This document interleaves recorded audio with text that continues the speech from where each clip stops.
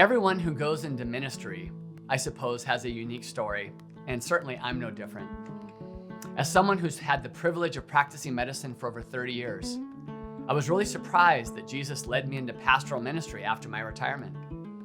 At my home church in Aiea, Hawaii, I've served for over 20 years in youth, pathfinders, young adults, adult Sabbath school, as elder, head elder, and interim pastor during 4 pastoral transitions.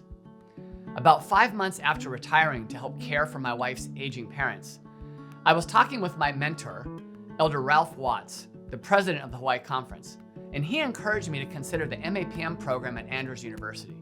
After praying about it, Elder Watts called Andrews University, and the rest is history. I was admitted to the MAPM program and started my formal pastoral training. As a physician, being a healer is an incredible privilege and responsibility. There's much overlap between physician healing and pastoral healing. The word doctor, dokere, means to teach.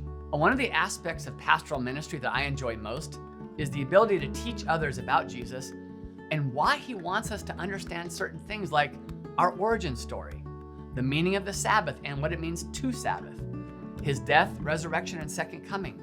What happens when we die? The good news of the judgment and how it's for us and not against us, and so many other topics. During the last few months before I graduated from Andrews University with my MAPM degree, I started praying and asking God, what does he want me to do next? Now, my wife Esther had just lost her parents who lived with us for several years, and I was really missing my mom, who lived in a nursing home in Los Angeles where I grew up. My mom had had a stroke and she was paralyzed on the right side of her body.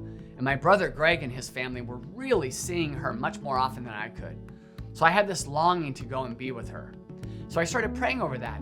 That very week, I was surprised when Elder Valino Salazar called me about serving as the young adult director in Southern California.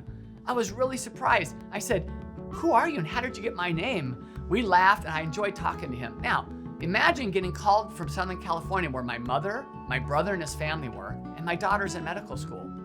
When I talked with my wife, we felt it was a clear call from God that he was asking for me to come and serve him in the conference where I grew up.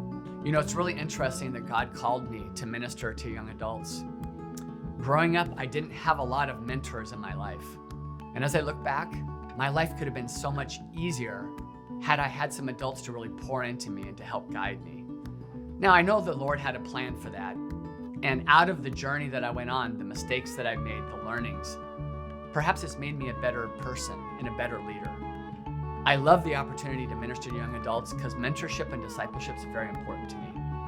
I get to use the challenges that people face every day, reflecting back on my own life.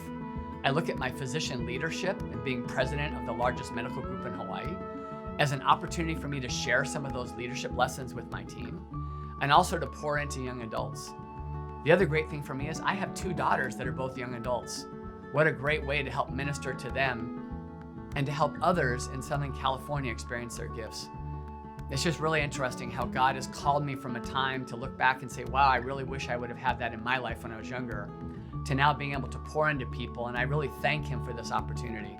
I really thank him for opening doors that I never expected, and to help the young adults of Los Angeles and Hawaii and other places be able to live their life with Jesus in a